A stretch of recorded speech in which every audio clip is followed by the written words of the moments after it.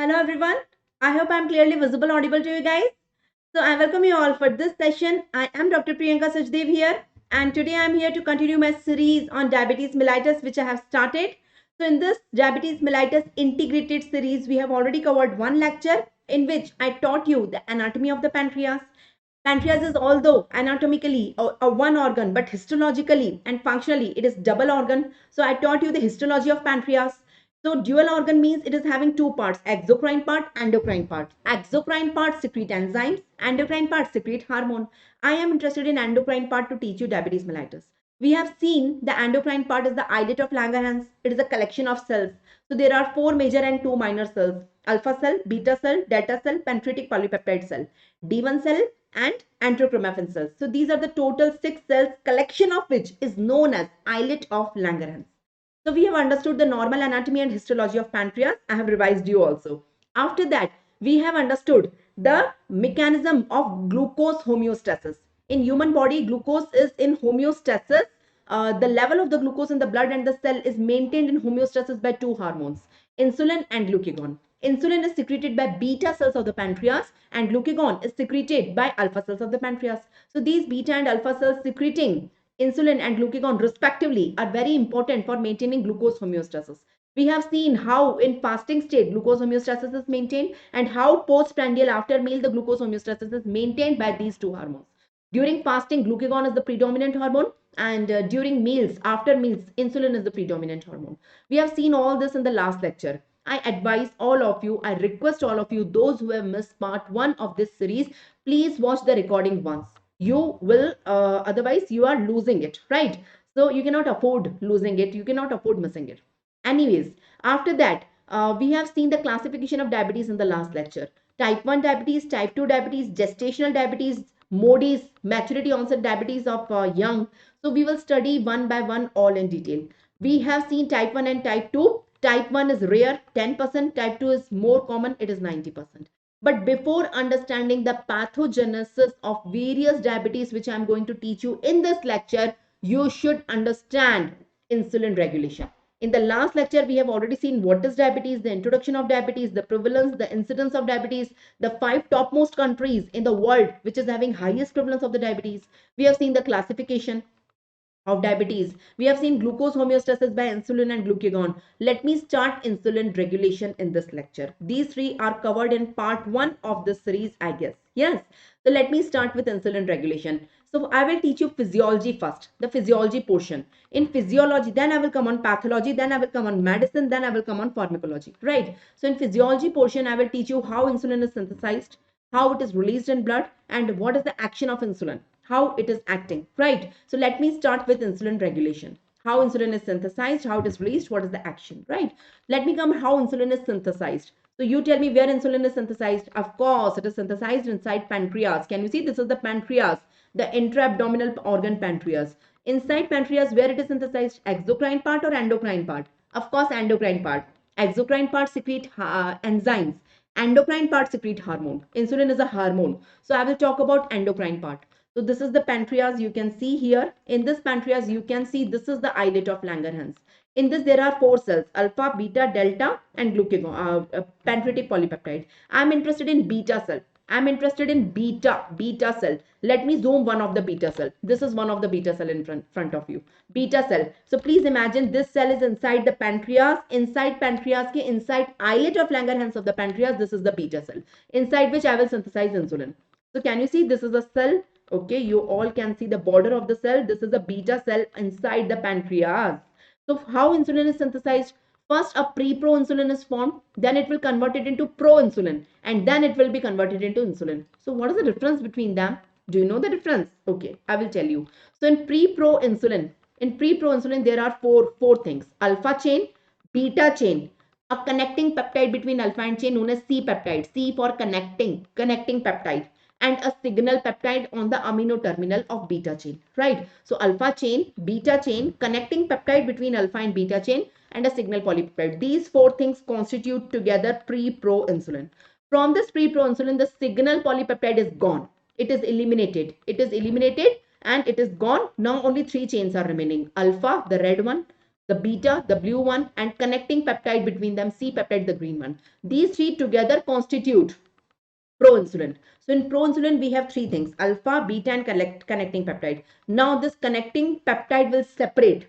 It will separate, and only alpha and beta chain are remaining together. That is known as insulin. So insulin basically have two chains, alpha and beta. Don't get confused. Insulin is a hormone which is secreted by beta cell of the pancreas. But in the structure of insulin, we have two chains, alpha, beta. Don't get confused with alpha, beta word, right? Beta cell ke andar insulin is synthesized. Beta cell is a cell inside the pancreas, inside islet of Langerhans, inside which insulin is synthesized. And the structure of insulin, we have two chains, alpha and beta chain. Have you got it? Alpha chain have 21 amino acids and beta chain have 30 amino acids. See the color coding I have done. Alpha and beta chain total having 51 amino acids. So 21 plus 30, total 51 amino acids are there in insulin structure. Have you got it? And C peptide is the connecting peptide between them, having 35 amino acid. Now what is the relevance of this C peptide? Whenever, now this is a blood vessel of this person. Let me draw a blood vessel of this person. This is the blood vessel. Now this insulin will come in the blood, right? This insulin will come in the blood when calcium channel will open.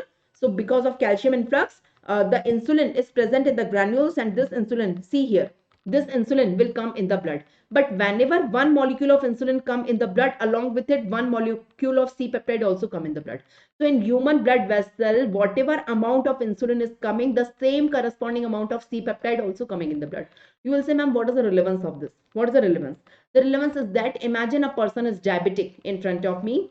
He is having type 1 or type 2 diabetes, and person requires insulin for the treatment. So artificial insulin I am giving. I am giving this person artificial insulin. That is subcutaneous injection of the insulin. So this artificial insulin is also going in the blood of this person, and this is the natural insulin which is present in this person. Since natural insulin is less in amount or non-functional, that's why I'm giving artificial insulin, because that is not sufficient for maintaining the glucose level, right? So in the blood of this person, two type of insulin are present.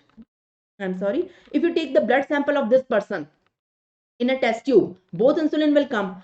So the structure of artificial insulin and natural insulin is exactly same. You cannot differentiate which one is artificial and which one is natural. How you will find out what is the reserve of this person, what is the natural insulin of this person, to see the reserve.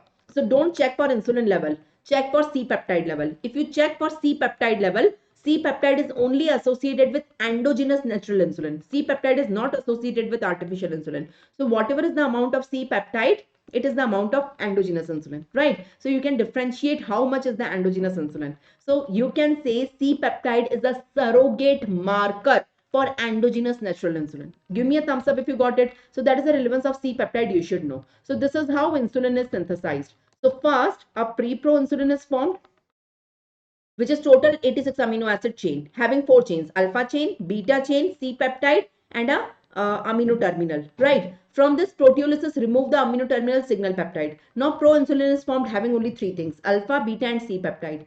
From this, C peptide is also separated, and now we have only alpha and beta. Alpha 21 and beta 30, total 51 amino acids are there, right? So both C peptide and insulin are stored in the secretory granules and secreted in equal amount whenever stimulus is coming, right? So we can say C peptide is a surrogate marker to distinguish the endogenous insulin and exogenous insulin, that is natural insulin and artificial insulin. To differentiate between the two, C peptide is the marker. C peptide is associated with endogenous but not with exogenous. Have you got it? Give me a thumbs up if you got it. So that is how insulin is synthesized.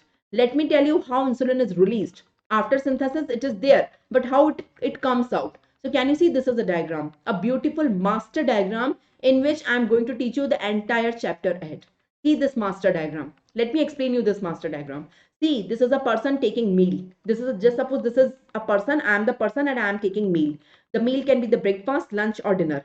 So glucose in the meal is going in the esophagus. It is going in the stomach. It is going in the intestine.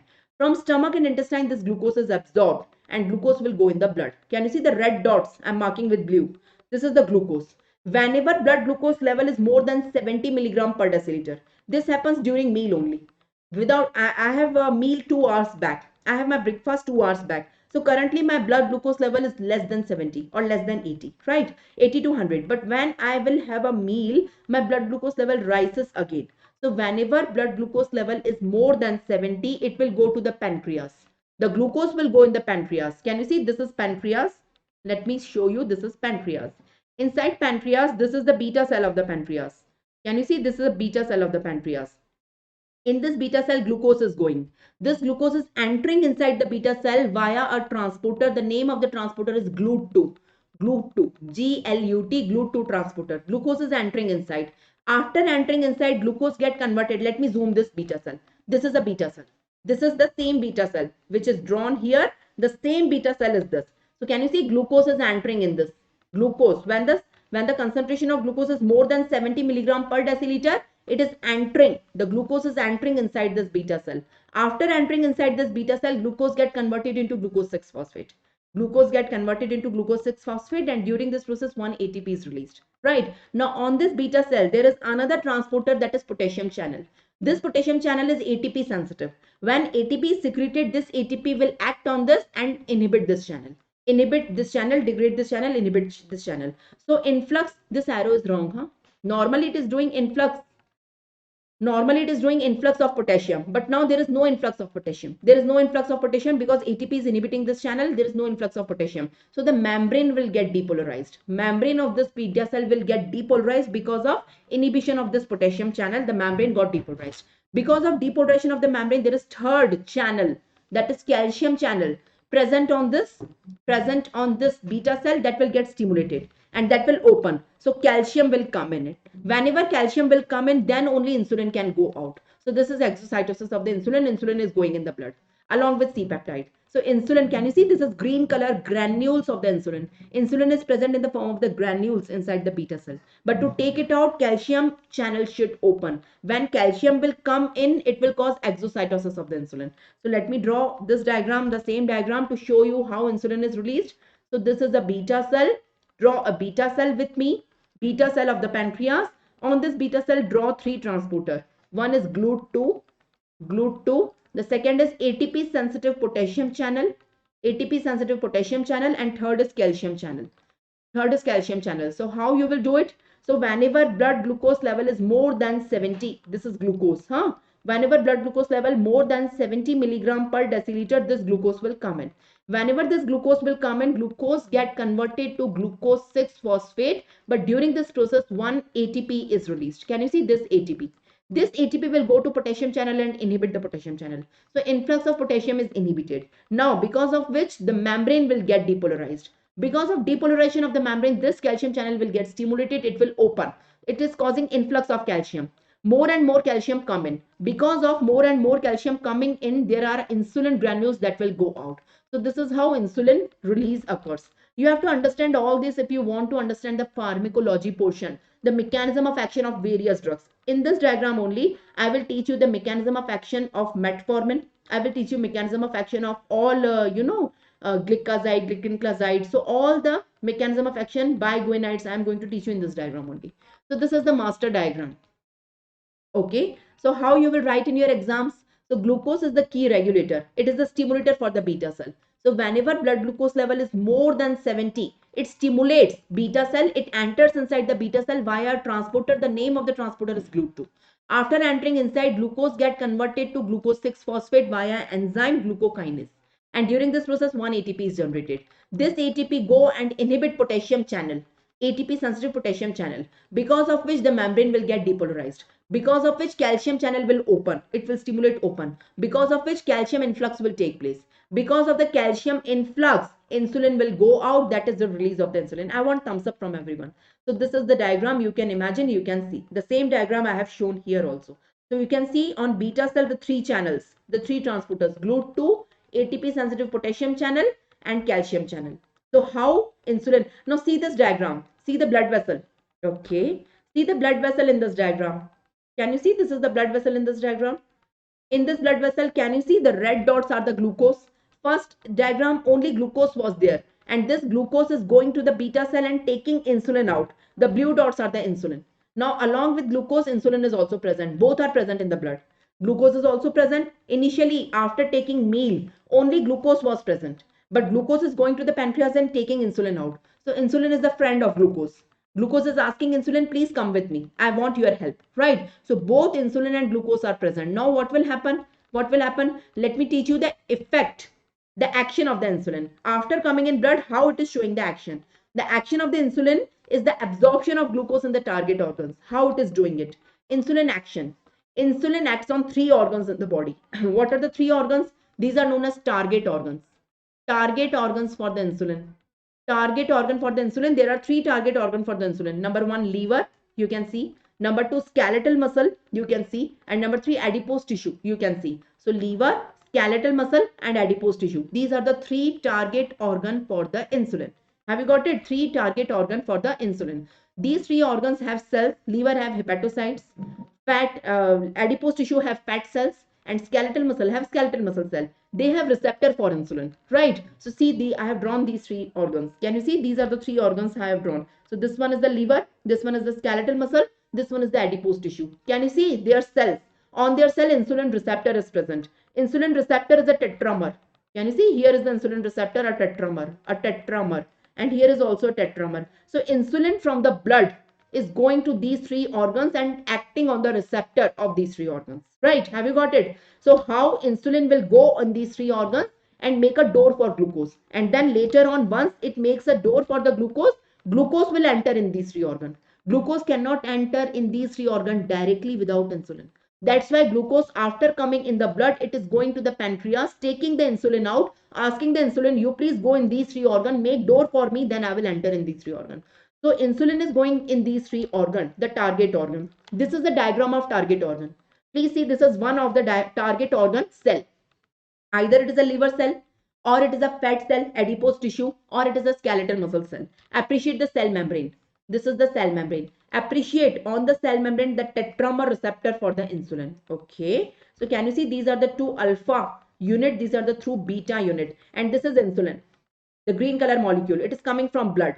In the blood, insulin is already there now. It is already secreted from beta cell of the pancreas to the blood vessel, and from blood vessel it is acting on the tetramer receptor. In this tetramer receptor, once insulin will act in the liver, skeletal muscle or adipose tissue, this is all one of the cell, right? So once it acts, it will stimulate the receptor and a series will be stimulated.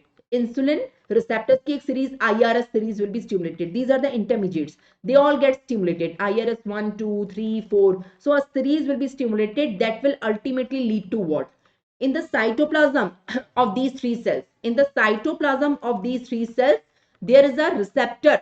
There is a transporter known as GLUT4. It is not GLUT2. See, GLUT4.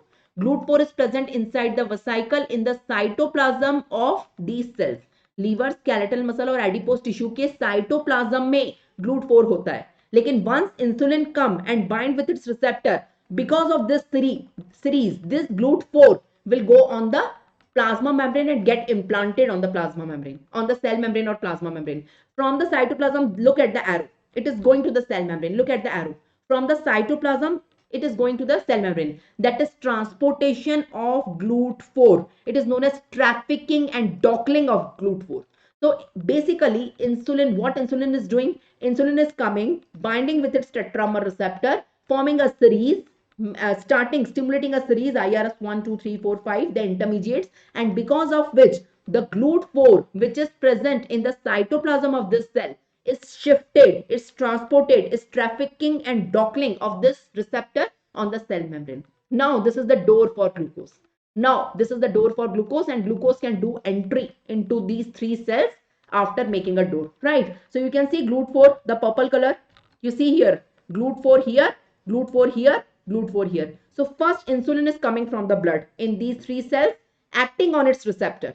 After acting on its receptor, it is stimulating the series IRS 1, 2, 3, 4, 5, and because of which GLUT4, which was present in the cytoplasm of these three cells, it is coming and implanted on the cell membrane. So this GLUT4 is the door for glucose. Now from the blood, glucose will come from the blood and enter in these three cells because door is implanted. So basically, first insulin is coming, going in these three target organ cell, implanting a door so that entry of glucose can be done. Glucose cannot enter directly without insulin. Imagine if insulin is absent. Either insulin is absent or it is non-functional. So glucose directly going into these three cells. Does these three cells give entry to the glucose? There is no door. There is no GLUT4. So if GLUT4 is absent, the door is absent, glucose cannot enter in these three cells and remain in the blood only. If glucose will remain in the blood only, it will cause diabetes. right? And after going in these three target organs, glucose is stored in storage form. In the liver, glucose get converted into glycogen. In skeletal muscle also, glucose get converted into glycogen. But in adipose tissue, the glucose get converted into fat and stored there. It is stored there. Give me a thumbs up if you got it. That is the biggest concept I told you. So have you understood it? Say yes or no. So should I draw a diagram for you? Okay. So any person is having a meal. Imagine this is the GIT, this is esophagus, this is stomach, this is the intestine, right? This is the intestine, okay? And this is the blood vessel of this person. Okay, so whenever this person is having a meal, the glucose is taken in the meal. Glucose will go in the stomach and in the intestine. From the stomach and intestine, this glucose will be absorbed and it will reach the blood vessel. In the blood vessel, the glucose is present, but glucose cannot remain in the blood vessel forever. So this glucose is going to the pancreas. This is the pancreas. Inside the pancreas, this is the beta cell inside the pancreas in islet of Langerhans. So this glucose is going to the beta cell of the pancreas and asking the beta cell to release insulin. How it is done, you already know. There are three receptors. It enters by GLUT2. It is not GLUT4. GLUT2 is present on beta cell of pancreas. Then it will enter. After entering, it will form ATP. ATP will inhibit potassium channel. Membrane is depolarized, so it will stimulate calcium channel. So because of which, ultimately, insulin which is present inside beta cell, the insulin will come in the blood.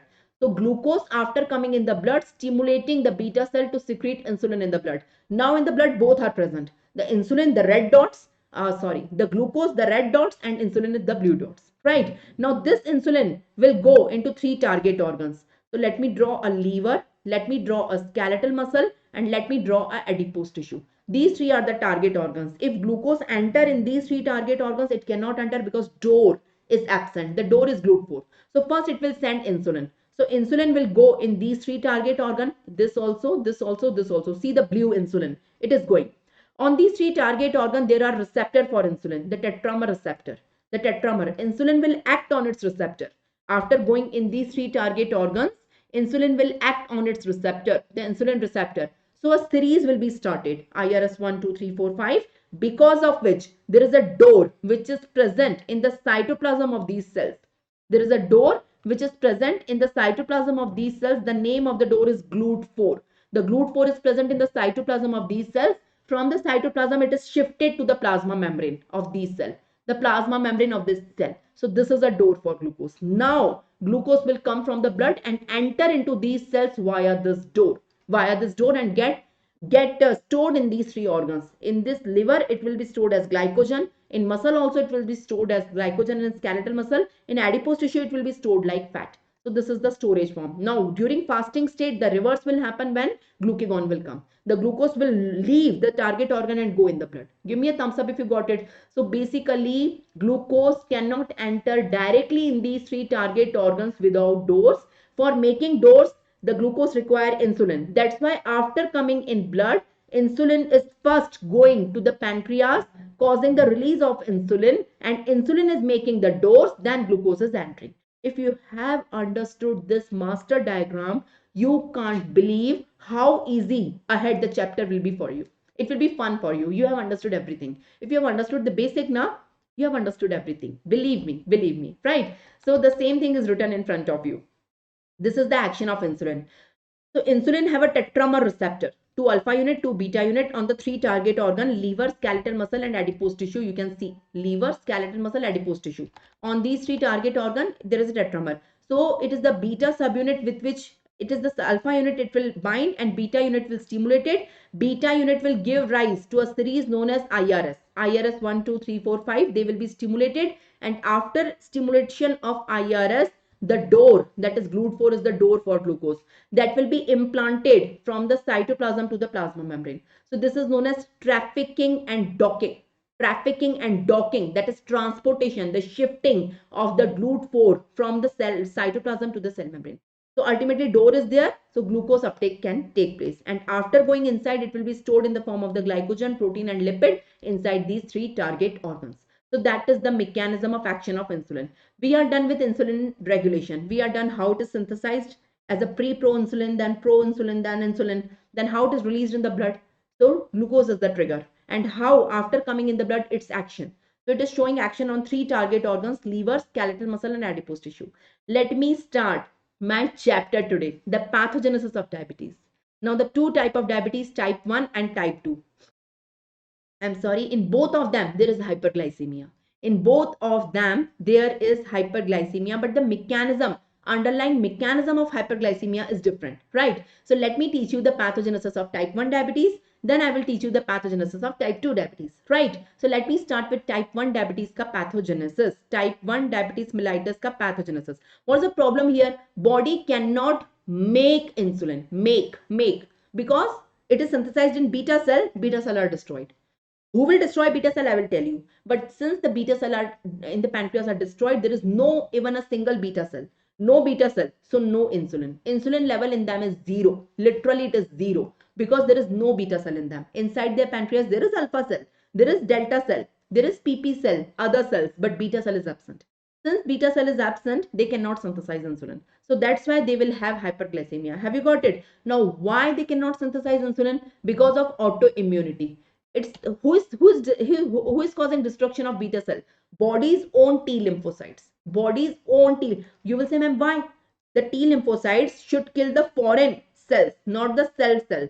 Beta cell is a self body cell ना, अपना ही cell है, उसको क्यों kill करेगा? These lymphocytes become abnormal. ये पागल हो गए हैं. It is an autoimmune disease. In autoimmune disease, the body is killing, the immunity is killing body's own cells, right? Body's own cells, right? So it is the autoimmune disease type 1 diabetes in which islet of Langerhans ke beta cell are destroyed by cytotoxic T cells of own body.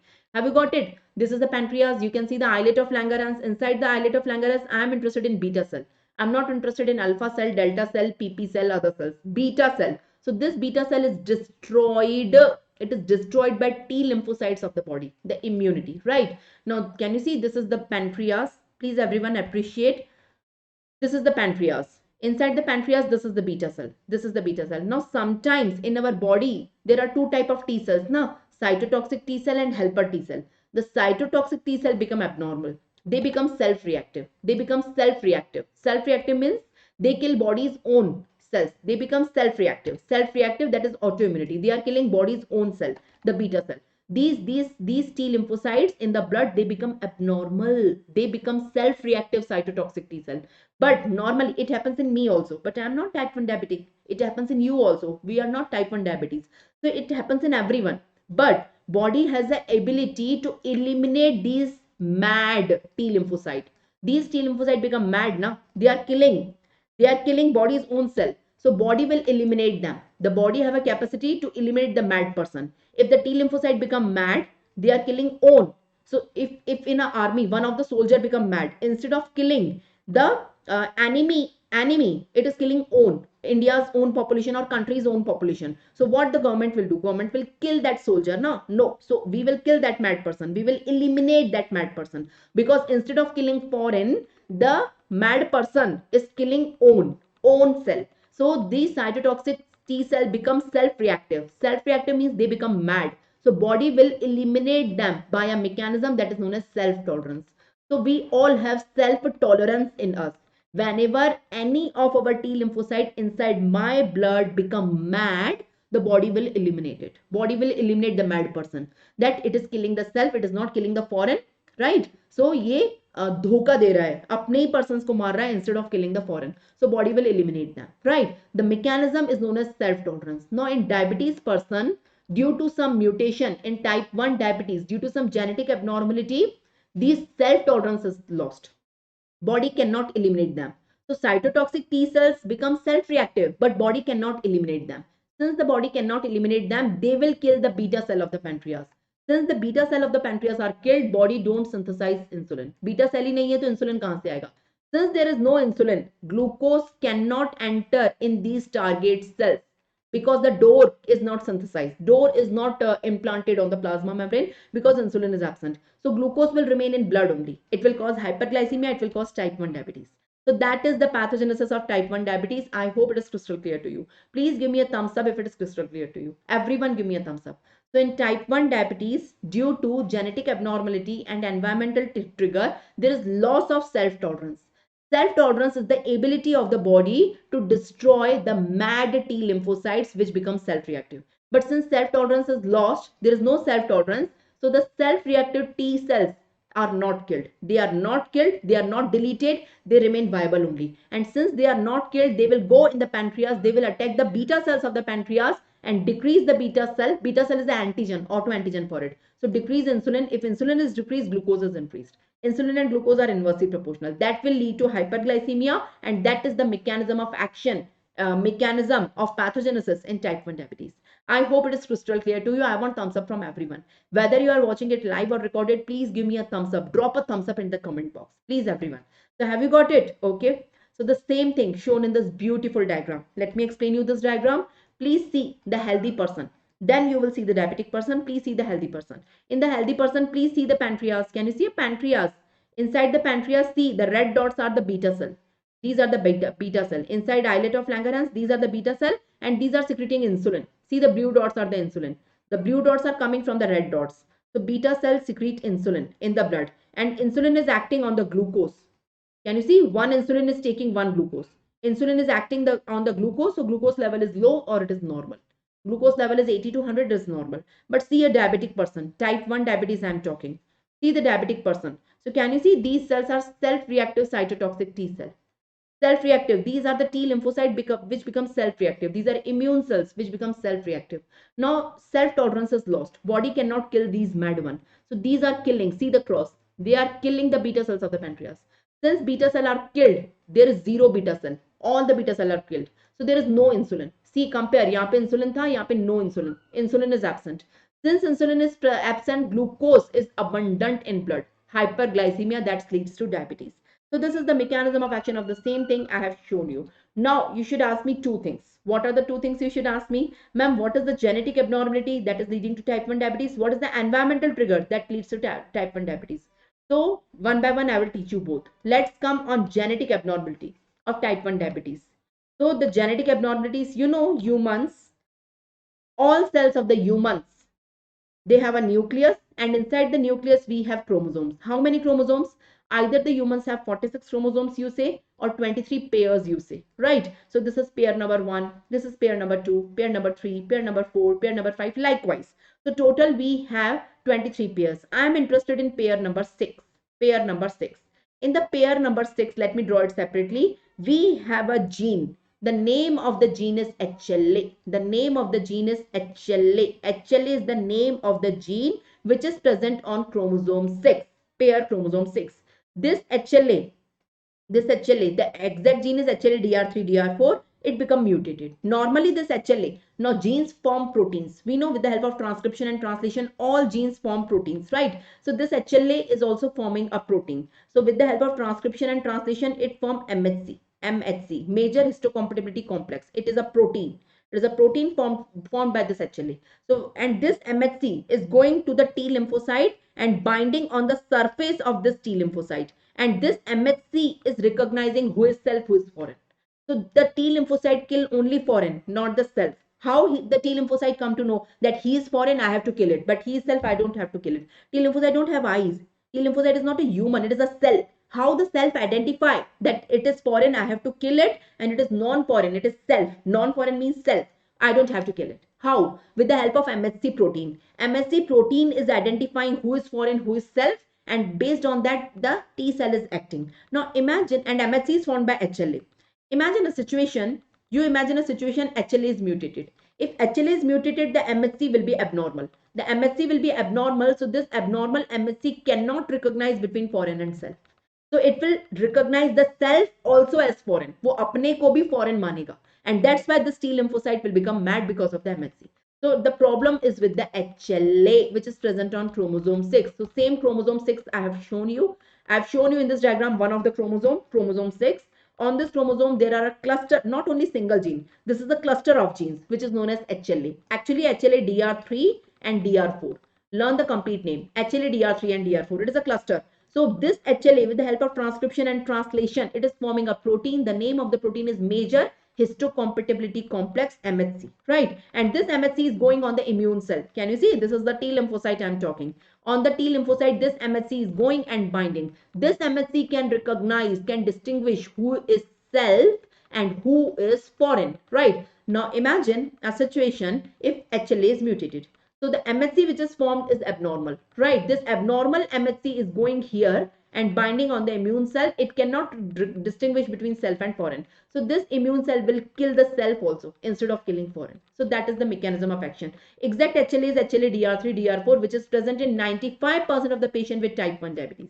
Have you got it? And it results in loss of self-tolerance. Have you got it? That was about genetic abnormality. Now you should ask me, ma'am, what is environmental trigger then? You told us two things, genetic abnormality and environmental trigger. Both can lead to type 1 diabetes. Genetic abnormality is mutation of HLA. HLA DR3, DR4 is mutated. That is the genetic abnormality. We got it, because of which how it is leading to diabetes. What is the environmental trigger? In environmental trigger, I will talk about a virus. I will talk about a virus. See, there is a virus entering in human body. Imagine a virus. So what is the name of this virus? We don't know. Research are still going on, but we don't know exact virus. So we are, there is some scientific theory. Some scientists are giving this theory that a virus is entering a human body. On the virus, we have antigen. You know, we have antigens. The antigen on the surface of the virus is known as epitope. So this virus is having a epitope. The similar milta julta, the mimicry, you should say the word mimicry. The milta julta antigen is present on the beta cell of the pancreas, right? So body is forming antibodies against the virus. Can you see? This is the antibody, the Y-shaped antibody. Actually, these antibodies are formed against the virus. They will go and bind with the virus and kill the virus, the antigen of the virus, right? But since the epitopes, there is a sharing of epitopes between the virus and the beta cell of the pancreas. So antibodies will get confused. The antibody will go to the beta cell also, bind with the epitope of the beta cell and kill the beta cell. So here, that is the environmental. So this antibody is acting on virus as well as beta cell because of sharing of common antigen. This is sharing of common antigen between the virus and the beta cell. So that is known as molecular mimicry. Both are doing mimicry. The molecular level पे mimicry हो रहा है virus का और beta cell का. So antibody is getting confused. Have you got it? So that is the second mechanism you should say. So there is some this is the cross reactivity due to the molecular mimicry. Molecular mimicry and cross reactivity is the theory here. Have you got it? So this is the mechanism of action how type 1 diabetes develop, right? So okay, how type 1 diabetes develop? Either due to genetic defect, that is HLA DR3 DR4 mutation on chromosome number 6, or due to environmental trigger. So some virus having a common antigen, a shared antigen with beta cell of the pancreas entering in human body, we don't know the name of the virus. So either T lymphocyte or antibodies are killing the beta cell of the pancreas. Now just suppose out of 100%, how much beta cell should be destroyed, for having diabetes? At least 80% of the beta cell should be destroyed. Then only person will have manifested diabetes. Otherwise, it will be not there. Now see, this is a diagram of beta cell mass of a child. This is the time the child is born, the zero age. This is the 5 years, 10 years, 15 years, 20 years, 25 years. This is a child. The age of the child is in years. This is the birth of the child. Zero means birth, just birth. Have you got it? Now human body, just birth. So this is a child's just born. Newborn child, right? So the newborn child have pancreas. Inside the pancreas, this is the beta cell mass of the pancreas.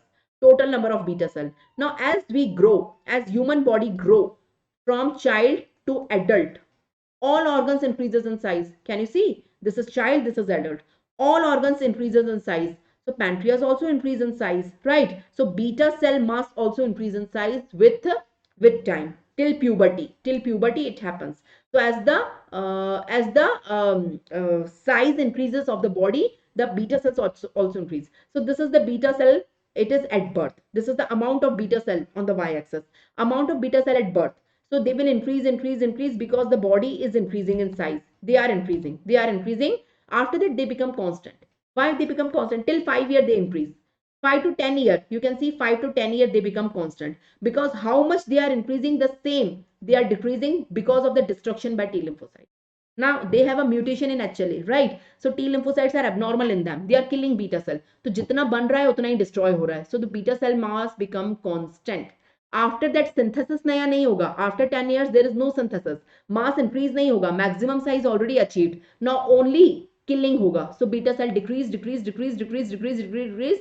Gradually at 25 years, there will be almost zero beta cell. There is no beta cell, so zero beta cell, zero insulin at 25 years of age. Have you got it? At 15 years of age, almost 80% are destroyed. 80%. Since 80% are destroyed, then the person is diagnosed as diabetes. I have told you. So most of the person are diagnosed at this age. 15 to 25 के बीच में diagnosis होगा. The person will have diabetes at this age when 80% are destroyed. So 80% are destroyed at 15 to 20 years of age. Almost at 25 years of age, all of them are destroyed. Have you got this diagram? So initially beta cell mass increases for the first 5 years of life, right? After that it becomes constant, and then it decrease, decrease, decrease, decrease, decrease, and ultimately it becomes zero at 25 years of age. So this is a diagram from Robbins. You should understand the graph is between two things: the age of the child and beta cell mass in the pancreas, right? So this is 0, this is 5, 10, 15, 20, and 25, right? That is the age in years, the age in years. And beta cell mass, it increases gradually. Okay, so initially at birth, this is the beta cell given by the god. First it increases, then become constant. First 5 years it increases, next 5 years it is constant. 10 months, 10 years onwards, it decrease, decrease, decrease, decrease, decrease. At 25 it becomes zero. So you should be able to understand it. Give me a thumbs up if you got it. Everyone, give me a thumbs up. So that is the pathogenesis of type 1 diabetes. Can anyone summarize pathogenesis of type 1 diabetes? Then I will come on pathogenesis of type 2 diabetes. Yes.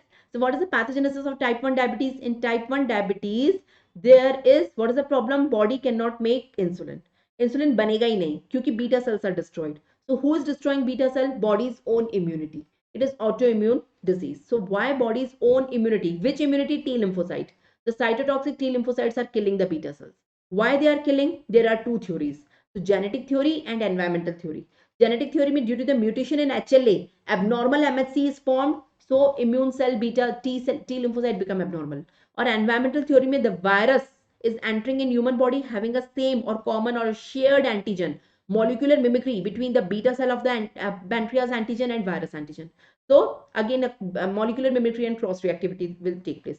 So ultimately, it is an autoimmune disease. We got it. We got it. Let me come on pathogenesis of type 2 diabetes. Let me come on pathogenesis of type 2 diabetes. Right. Okay. So in type 2 diabetes, this is the diagram. Listen, in type 1 diabetes, where is the problem? You say, ma'am, problem is in beta cell. Beta cell of the pancreas are problematic. They are destroyed. So beta cells are present in pancreas. So problem inside the pancreas is there. So inside the pancreas, the beta cell are destroyed in type 1 diabetes, either by due to genetic defect or environmental defect. Whatever is the defect, beta cell are destroyed by body's own immune cell, autoimmunity. So problem is in pancreas in type 1. But in type 2 diabetes, problem is not in pancreas.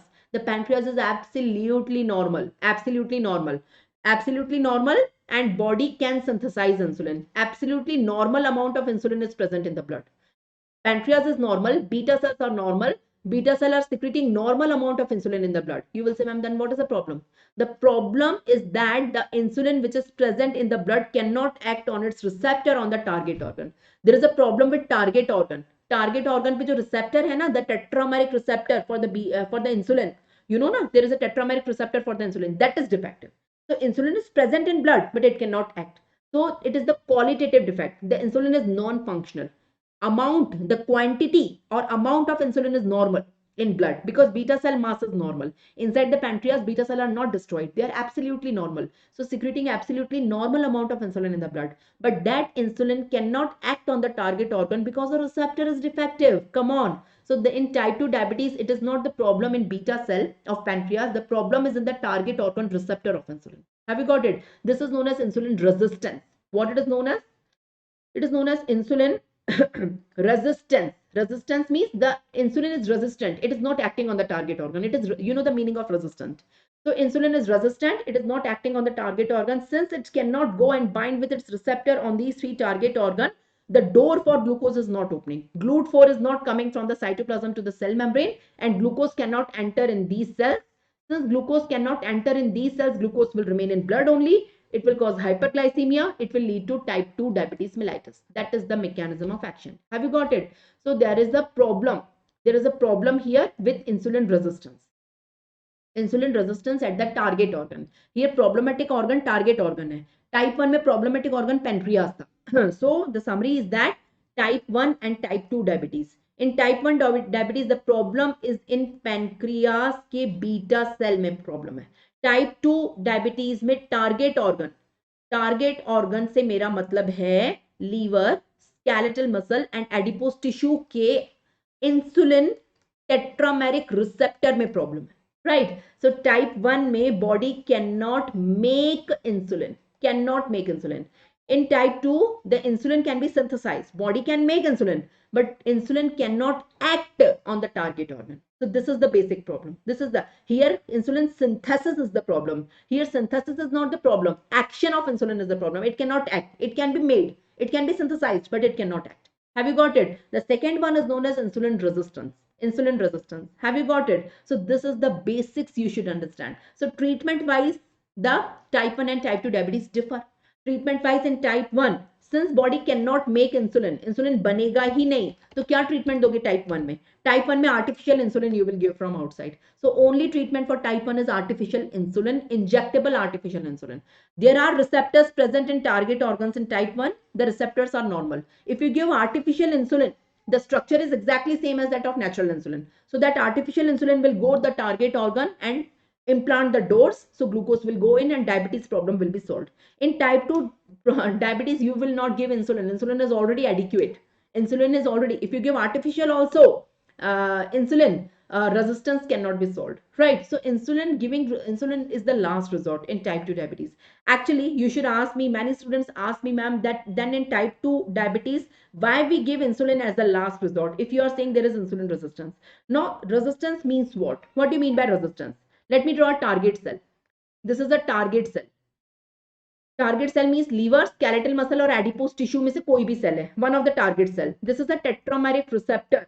Two alpha receptors, two beta receptors of the insulin. And this is the molecule of insulin. Normal insulin. So when insulin is coming and binding with its receptor, it is non-functional. It is not stimulating. It is not stimulating. When low insulin level is present. But if you increase the insulin level too much, the resistance is broken down and it can stimulate the receptor.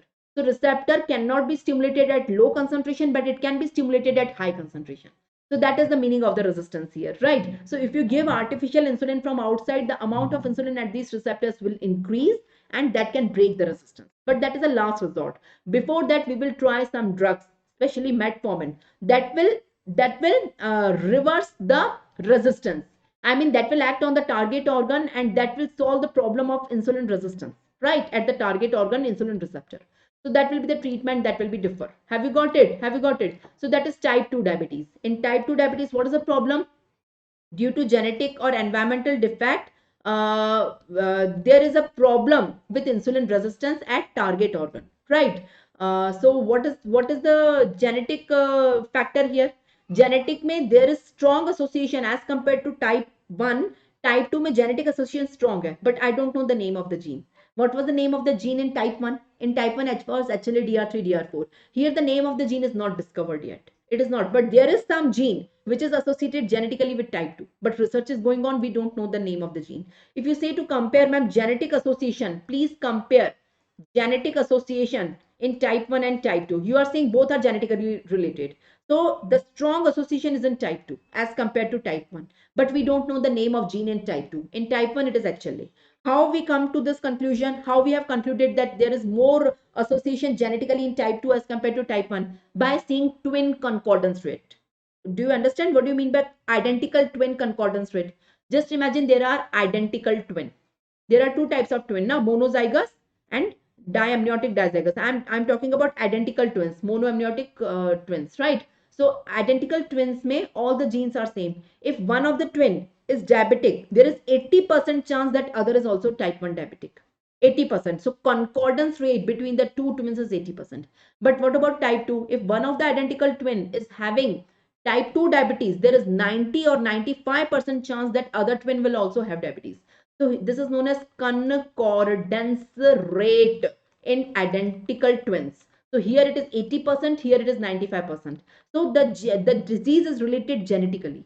So that is how we prove that type 2 में genetic association is strong as compared to type 1. but here the gene is HLA. Here I don't know the name of the gene, but there is some gene which is related, which is causing the same type 2 diabetes in both identical twins. Have you got it? So that is the mechanism we use to prove that it is genetically related. Give me a thumbs up. That is genetic. Genetic हो गया ये तो. What about environmental? दो चीजें हैं ना, one is genetic, one is environmental. वहां पे environmental virus था, यहाँ पे environmental obesity है. Obesity leads to type 2 diabetes. How? How obesity leads to type 2 diabetes? How? Okay, I will explain you how obesity leads to type 2 diabetes. Just a second. Genetic, I have already explained you, there is 90% concordance rate in identical twins, right? If any of your first degree relative, your mother or father, or your brother or your sister, your real brother, sister, sibling is diabetic, the person is having 10 times chance that he will have type 2 diabetes. And it is not a single gene, it is a locus of 30 different genes which are discovered till now. It is not single gene like HLA as in type 1, right? About the environmental factors here, not virus, here is the obesity or a sedentary lifestyle. One and the same thing. Sedentary lifestyle will lead to obesity. Now my question is how obesity leads to this resistance. Now in a person, obesity कैसे resistance को lead करेगा? Okay, there are two type of fats in a person. Okay, let me draw a person. There is central adipose tissue and there is peripheral adipose tissue. The adipose tissue is present peripherally is normal, it is not obese, but the adipose tissue present centrally. Centrally means in the tummy. In the tummy, if adipose tissue, the person is obese. The person is obese. So central adipose tissue have a property that it is more lipolytic. It is more lipolytic, it dissociate. It is lipolytic. It is lipolytic, it just dissociate. So what is adipose tissue? It is fat. Fat will convert into free fatty acid. If it is central, not peripheral. So I am saying that obesity means central adipose tissue.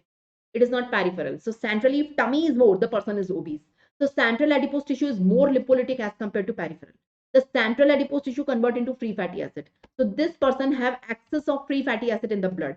This free fatty acid will move in the, so this person have excess of free fatty acid in the blood because the person is obese. So the fat get converted into free fatty acid. So this abundant of free fatty acid in the blood will go in the pancreas, not in the pancreas, I'm sorry. It will go in the target organ. The free fatty acid will go in the target organ. In the target organ, after insulin receptors, there is a chain of IRS. Na? So insulin receptor and IRS chain is destroyed by the free fatty acid converted into DAG, and DAG is destroying it. So what do you mean by DAG? This is DAG. It is diacylglycerol. So free fatty acid gets converted into DAG, and DAG destroys the insulin receptor and the insulin receptor intermediates in the target organ. So insulin is present in the blood, but whenever it is going to the target organ and binding with the receptor, so intermediates are dead, the receptor is dead. It is not functional. So that is how obesity leads to type 2 diabetes. Have you got it? Have you got it? So if some person is doing exercise, regular exercise, so the central adipose tissue will decrease. So there is no lipolytic central adipose tissue. Free fatty acid will not form in the blood or less formed in the blood. DAG will not form, and that will not destroy the insulin receptor in the target organs. So you can reverse the resistance by doing exercise in such persons. Have you got it? One more thing I would like to tell you. What about beta cell mass in these persons? You remember I told you a graph of beta cell mass in type 1. In type 1, this was the graph. This is the age of the person, and this is beta cell mass. Beta cell mass with the age. So this was the diagram. Initially it increases for the first 5 years, then it becomes constant for the next 5 years, then it decreases and becomes 0 at 25 years of age. What about this in type 2 diabetes? Type 2 mein batao. Type 2 mein this graph is not valid. This is type 2. In type 2, this is the beta cell mass inside the pancreas. These are the beta cell. Beta cell mass is normal. Insulin, it is secreting insulin. Insulin is normal, so blood glucose level is normal. Since beta cell mass is normal, so insulin is normal, blood glucose level is normal. But after 50 years of age, because the target organs are resistant. Now you imagine, here is the diagram. These target organs are resistant. So insulin is not responding. These target organs are not responding to insulin. So as a compensatory mechanism, beta cell will increase. They will do hypertrophy and hyperplasia. They will increase in number and they will synthesize more and more insulin. इनको लगेगा कि blood में glucose कम नहीं हो रहा है, तो हमें और insulin synthesize करना चाहिए as a compensatory mechanism. Have you got it? So yeah, have you got it? Just a second. Where is that diagram gone? Yeah. So can you see beta cells are increasing? Beta cell are increasing. Compensation by the beta cell. So beta cell amount is increased. So there is more insulin in the blood. In type 1 diabetes, insulin was less. Here insulin is more. Insulin is more. So more insulin will be able to keep the blood glucose level normal. Still blood glucose level is normal, but the person is pre-diabetic. Blood glucose level is normal not by normal insulin, by increased amount of insulin. Increased amount of insulin resistance overcome kar lega. As I have told you, the receptor is not responsive to less amount of insulin, but receptor become responsive to more amount of insulin, right? So more amount of insulin, the receptor is responsive. So blood glucose level are normal, but because of normal insulin के लिए नहीं है, increased insulin के लिए. Have you got it? Now compensation कर करके the beta cell will exhaust. They will burst out. And beta cell failure is there, so mass of beta cell is decreased, so insulin is decreased, then the person will have diabetes. Have you got it? So here, there is no graph given in the book, but I will make the graph for you. So if you make a graph with age of beta cell in this person, so this is 0, 10, 20, 30, 40, 50. This disease start at 50 years of age. At 50 years of age, till 50 years, the beta cell are 100%. They are normal. They are जितने भी beta cell God ने दिए हैं, they are normal, they are normally present till 50 years. After 50 years, the beta cell first increases to do the compensation, and then decreases, but they never touch the baseline. They are never zero. That is the difference between type 1 and type 2. Type 2 it was touching at the baseline at 25 years of age. It was becoming zero. So beta cell zero, so insulin zero. यहाँ पे beta cell never, they decrease. I agree, they decrease from the baseline. They are less, but they are never zero. Never zero. So you have to understand there is never total absence of the beta cell you can see here. They are decreased, but they are not zero. They are not zero. First, there is compensatory increase, and because of exhaustion, there is decrease. So that is the diagram. Give me a thumbs up. So I am done with the pathogenesis of type 1, type 2, what is insulin resistance, everything, right? How obesity leads, the central obesity leads to the diabetes. I've told you that also. I am done with type 1 and type 2. So type 1 diabetes ka pathogenesis and type 2 diabetes ka pathogenesis. In type 1 diabetes, there is absolute absence of the insulin because of destruction of beta cell of the pancreas by autoimmunity. In type 2 diabetes, there is resistance of the target organ, that is peripheral resistance to insulin action. Right? So there is relative insulin deficiency. It is not absolute insulin deficiency. Insulin is present in amount, but it is non-functional. So if in exam it is asked, type 1 diabetes is absolute insulin deficiency and type 2 diabetes is relative insulin deficiency. It is not actual, it is relative. The insulin is present, but it is non-functional. So that's why I'm not saying it is absolute, it is relative. So please understand the meaning of all these, and we are done with type 1 and type 2. We are done with type 1 and type 2 diabetes. After that, after MODIs and gestational diabetes mellitus, I have to explain you the clinical features and diagnosis and treatment of diabetes. So the link is expiring. I have to stop now. Just a second. I will continue it in the next lecture. Give me a minute to show you what is there in the next lecture. Just a minute. Just a minute. Okay. So till now, I have explained you the introduction, the classification, glucose homeostasis, insulin regulation, physiology, the synthesis, release, and action of insulin, the pathogenesis of type 1, the pathogenesis of type 2. After that, I have to teach you the clinical features, the triple P, how polyuria, polydipsia, polyphagia occurs in diabetes in type 1 and type 2 both. What are the complications of diabetes? Diabetic ketoacidosis, hyperosmolar coma. What is the pathogenesis of these complications and how diabetes is diagnosed? And not only this, after that, the pharmacology part, the treatment of the diabetes. Treatment of diabetes means the insulin and the oral hypoglycemic agents. So it is a series. It takes multiple lectures. It is not a 1 hour lecture, but you will cover diabetes from all relevant subjects. So don't miss it out in the next lecture.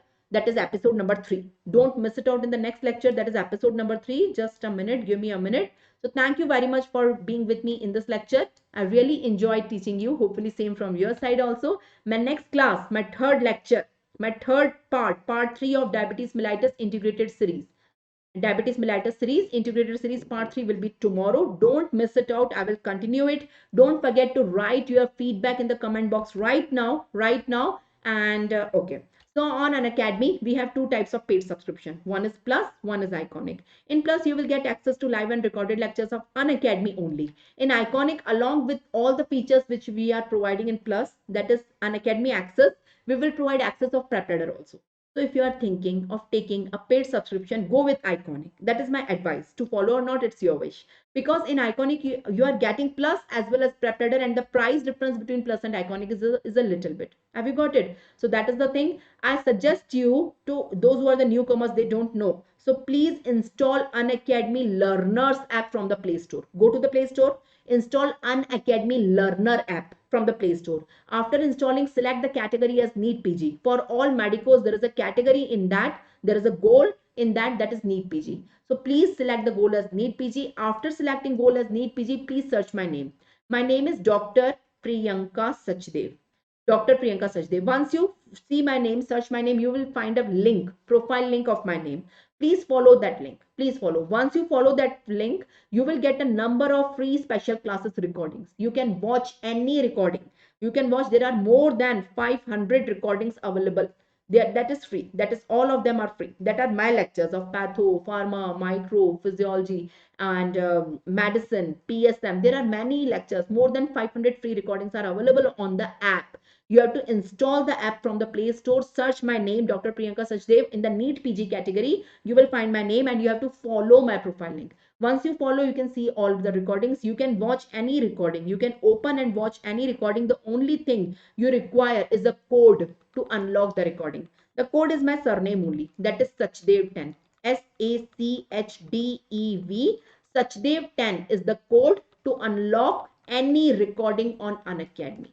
Please distribute this code to all the medicos throughout the globe. You know, your friends, your colleagues, your juniors, seniors, batchmates, any medico, intern, anyone who is preparing for any competitive exam. So the free lectures will be useful for them. That is the thing, right? Okay. And once you take the subscription, you will be eligible for all these batches. The INICT batch, FMG batch, NEET PG batch. We have multiple batches running on the platform by topmost India's educator, right? So you can attend lectures in any batch. These are the various plans available on the Plus. These are the various plans available in the Iconic. In free classes, we cover only 30% of the syllabus. But for coverage of 100% of all 19 subjects for university exams as well as your NEET PG, FMG, INICT, USMLE preparation, please take the subscription. In Plus, the minimum is 3 months, maximum is 4 years. In Iconic also, the minimum is 6 months and maximum is 4 years. Check out the prices. If you find the prices are more, don't forget to apply my code before payment. My code is Sachdev10. SACHDEV, Sachdev10 is my code. If you apply my code on any of these, you will get straightforward 10% discount. Have you got it? So thank you very much for being with me. Don't forget to join the next lecture. Don't forget the code to watch for free recordings and the same code to be applied for discount. Thank you very much. I'm ending this lecture, and join me back in the part 3. Bye-bye. Study hard. See you all in the next lecture.